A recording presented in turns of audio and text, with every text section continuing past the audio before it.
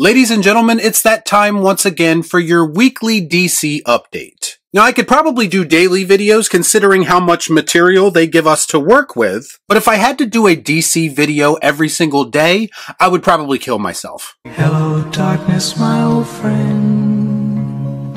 Here's what I know based on recent events. DC fandom is down bad. The DC franchise is clearly on shaky ground, and at the end of the day, I've never seen such a pathetic excuse for discourse around a once iconic property. Let's discuss. I watch so you don't have to. All I'm offering is the truth, nothing more. So if you're one of those people like myself who have expressed concern about the future of DC on film as well as James Gunn's Superman movie, I'm here today to tell you that you can rest easy. Because what I'm about to tell you today should put all of your concerns to bed. And it should get you very excited about this upcoming reboot. Nobody likes a smartass, alright?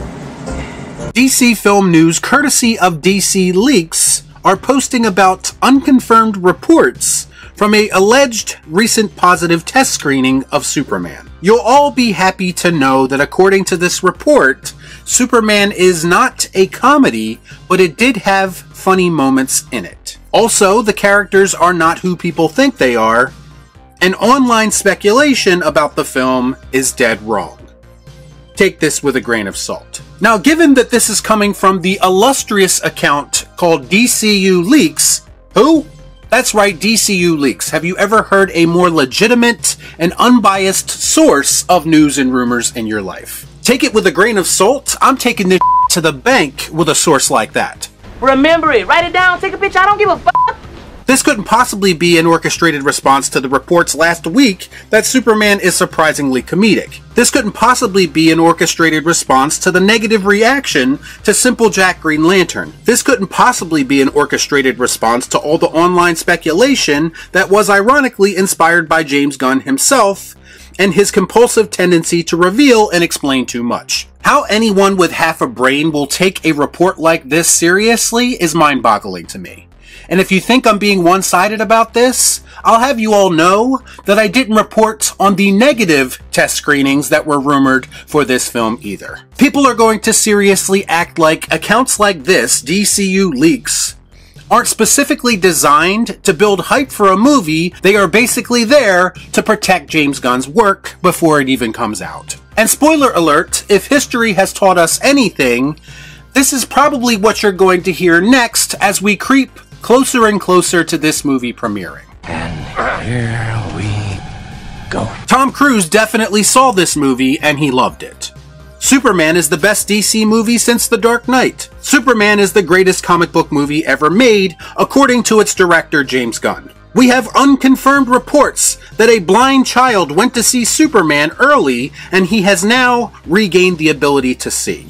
The movie is that powerful. Basically saying everything is fine, stop overreacting to anything, and let us tell you what you're going to like. Everyone at DC is probably saying to themselves, why can't we release 5 plot details a day, 2 character reveals, and one of the actors faking an orgasm on camera without everybody overreacting? Just shut up and enjoy the ride that James Gunn is taking you on.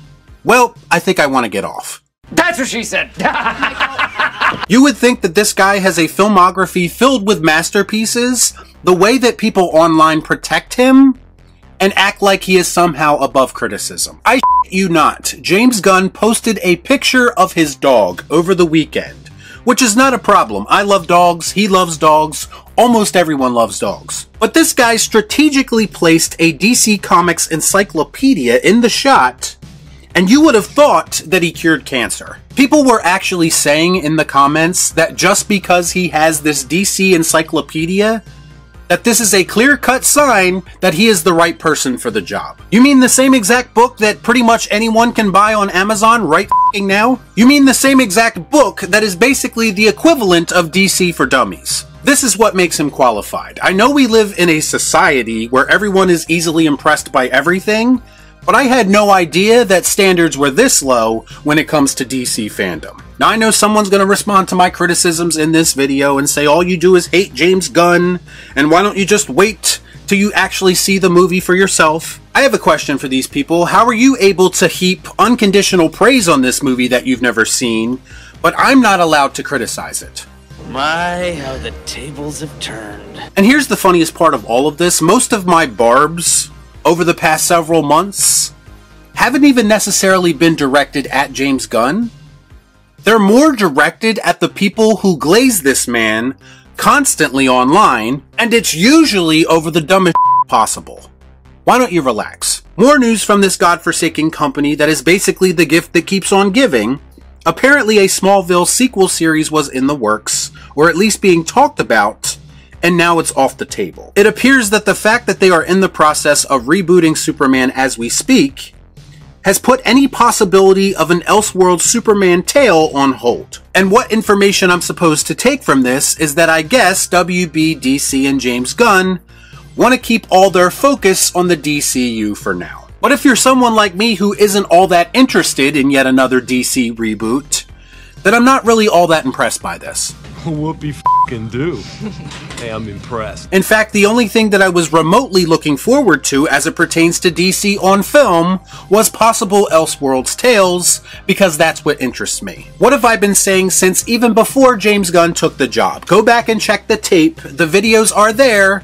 They exist for a reason. When it comes right down to it, I'd rather see stuff like a Smallville sequel series happen than another DC reboot. Because I know for a fact that is at the very least going to make someone in this fandom happy. And if DC fans need anything right now, it's a little bit of peace and happiness. This is exactly why I said from the very beginning that they should embrace Elseworlds tales instead of doing another lazy reboot. Because with yet another shared universe, all you are really doing is limiting yourself creatively. The more things change, the more they stay the same.